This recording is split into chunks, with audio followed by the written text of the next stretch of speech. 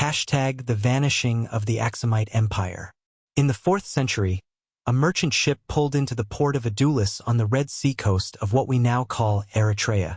The vessel flew the insignia of a power so vast, so wealthy, and so politically consequential that Roman emperors counted it among the great superpowers of the known world.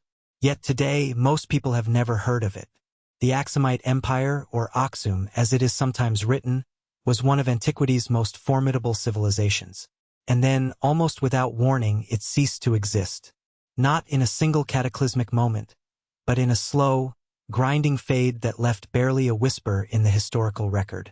For nearly 1,000 years, Aksumite merchants traded across 3 continents. Their coins bore the profile of their rulers and were accepted from the Mediterranean to India.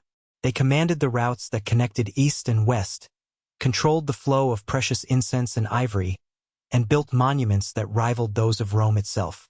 And then, over the course of several centuries beginning in the 7th century, something shifted. The great kingdom that had dominated the Horn of Africa and the Red Sea simply withdrew. Their cities were abandoned. Their trade networks collapsed. Their very name faded from memory, buried beneath layers of time and conquest. What we know of Aksumite civilization today comes to us in fragments. Ancient coins unearthed from desert sands. Ruins of stone structures that still stand, half swallowed by earth, in the highlands of Ethiopia.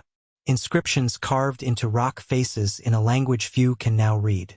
Scattered references in the writings of Greek, Roman, and Arab chroniclers, and in the oral histories and religious traditions of the people who still inhabit these lands. From these scattered pieces, we must reconstruct the story of a world that was lost. The Aksumite Empire emerged in the highlands of what is now Ethiopia and Eritrea sometime around the 1st century. But to understand how it rose, we must first understand the world that made its rise possible. The Red Sea, which would come to dominate Aksumite fortunes, was the great arterial highway of the ancient world. Through its narrow waters flowed the commerce that bound Rome to India, the Mediterranean to the Indian Ocean. And the kingdom of Aksum, positioned on the western shore of that sea, was perfectly placed to profit from that flow. The early Aksumites were likely Semitic-speaking peoples who had migrated across from the Arabian Peninsula generations earlier, settling in the highlands and mixing with the indigenous populations. Over time, they built an agricultural society on the rich volcanic soil of the Ethiopian plateau, growing barley and wheat, tending cattle and goats. But it was their coastal settlements that would change their destiny. From ports like Adulis and Avilites, they began to tap into the maritime trade that linked the Mediterranean world to the Orient. By the 3rd century, Aksumite rulers had minted their own coins. This simple act was profound. In the ancient world, the right to mint coinage was a prerogative reserved for the most powerful states. It was a declaration of sovereignty and strength. The appearance of Aksumite coins in the archaeological record gold, silver, and bronze pieces bearing the images of kings with names we know only through fragments of Greek and Guizi script signals the moment when Aksum had transformed from a regional power into something far grander. The 4th century saw Aksumite power reach its apex. By this era, the empire had expanded to control not only the highlands of Ethiopia but also parts of the Arabian Peninsula, Nubia, and vast stretches of the Red Sea coast. Their commercial networks extended beyond the sea routes. Aksumite merchants traveled along the Nile, through the Sahara, into the interior of Africa. They were known in Constantinople, in the capitals of Persia, in the trading posts of India. Their wealth was reflected in the sophisticated urban centers they built. Aksum itself, their capital, was said to be comparable in grandeur to Rome, Alexandria, and the Persian capital of Ctesiphon. It was in this golden age that King Ezana ascended the throne. Ezana would become the most celebrated of all Aksumite rulers, a figure whose legacy would echo through centuries. We know of him primarily through his inscriptions, proclamations carved into stone, records of his military campaigns, and his religious convictions. What emerges from these ancient texts is a portrait of a ruler of remarkable ambition and piety. Ezana conquered the kingdom of Kush to the south, extending Aksumite dominion even further. He dispatched armies westward, bringing the regions of the interior under his control. By military might and shrewd diplomacy, he transformed Aksum into the preeminent power of northeast Africa. But Ezana's greatest legacy was not military conquest. It was religious conversion. Early in his reign, he embraced Christianity. This was no private spiritual awakening. When Ezana became Christian, he converted his entire kingdom with him. The Aksumite Empire became one of the first states in the world to adopt Christianity as its official religion. This happened in the 4th century, the same era in which the Roman Emperor Constantine was bringing Christianity into the heart of the Mediterranean world. But while Roman conversion has been endlessly chronicled by Western historians, the Christianization of Aksum is often overlooked. Yet this conversion would prove consequential. The adoption of Christianity tied Aksum to a vast theological and cultural network. They corresponded with church fathers in Alexandria and Constantinople. They received monks and theologians who traveled the Red Sea route. They built churches and monasteries modeled on the architectural styles of the Christian Mediterranean world. And they became, in their own estimation and in the eyes of many of their contemporaries, the guardian of Christian orthodoxy in Africa. This religious identity would define Aksum for centuries to come. The Aksumite Empire at its height was remarkably sophisticated. Archaeological excavations have revealed evidence of a society with real complexity and refinement. In the capital of Aksum itself, archaeologists have uncovered the remains of what appear to be multi-story dwellings built in stone, with intricate drainage systems and decorated with imported pottery. The empire's coinage became increasingly elaborate, with rulers depicting themselves on their currency alongside Christian symbols. Crosses, images of their own portraits rendered in classical Greek style.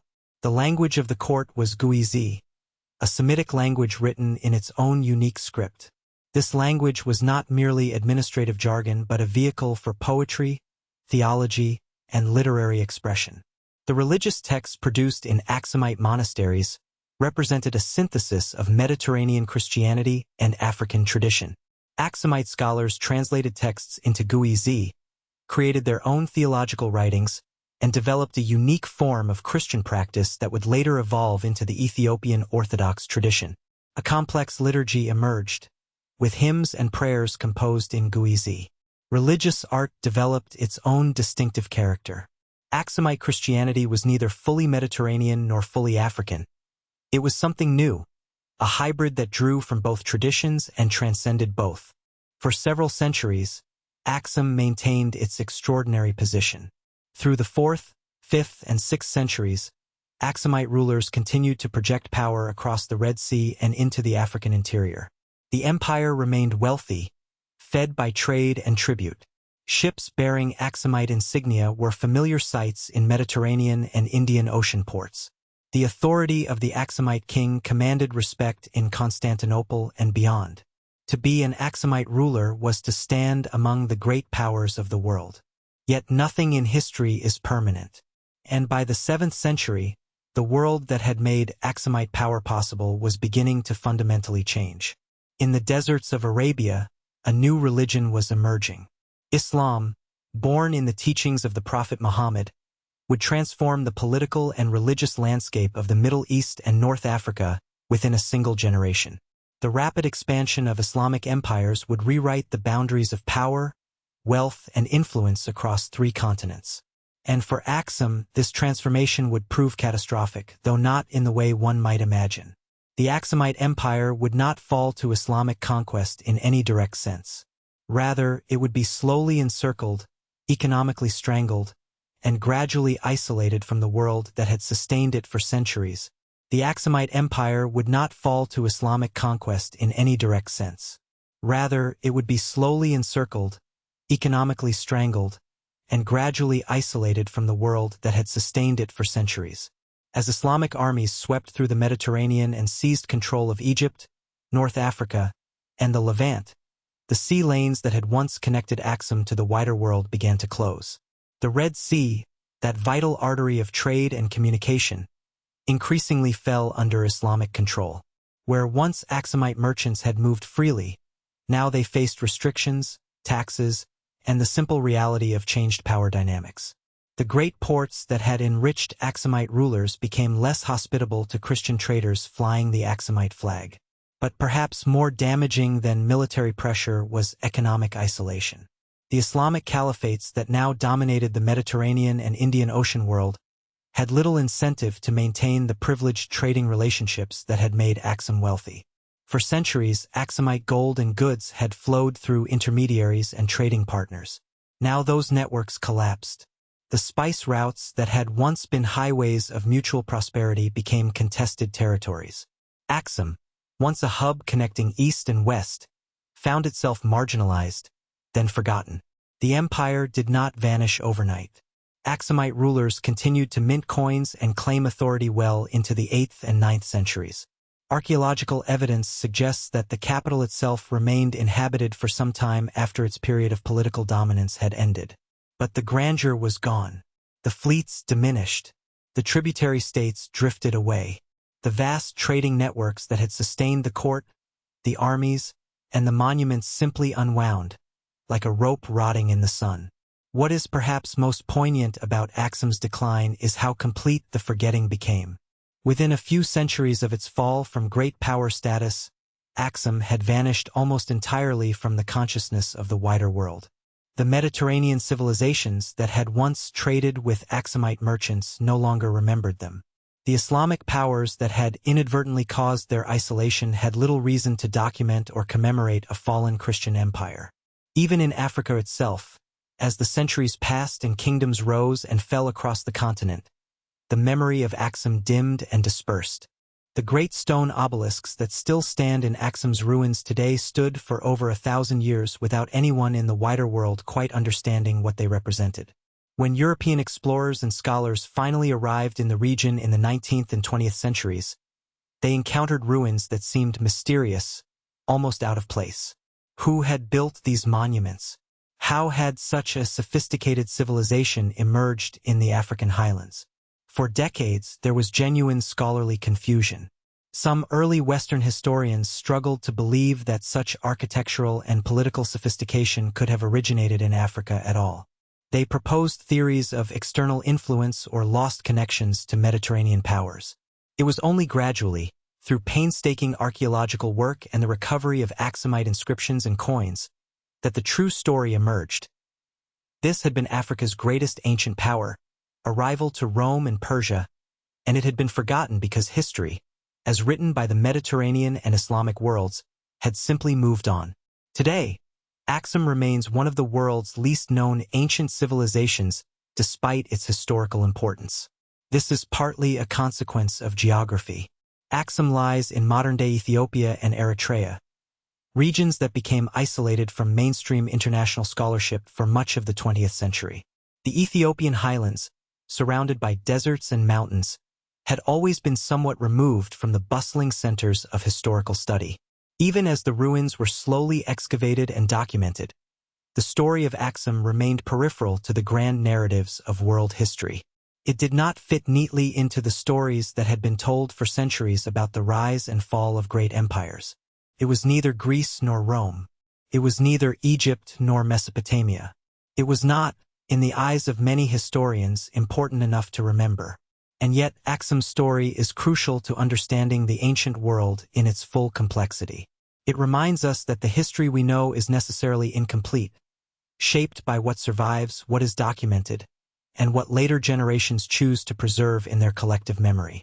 For over 2,000 years, millions of people lived and died under Aksumite rule. They built cities and temples. They wrote laws and minted coins. They engaged in international diplomacy and trade. They developed a unique synthesis of African, Mediterranean, and Indian traditions that produced some of the most remarkable art and architecture of the ancient world. They were, in their time, one of the great powers of the earth. And then they were forgotten.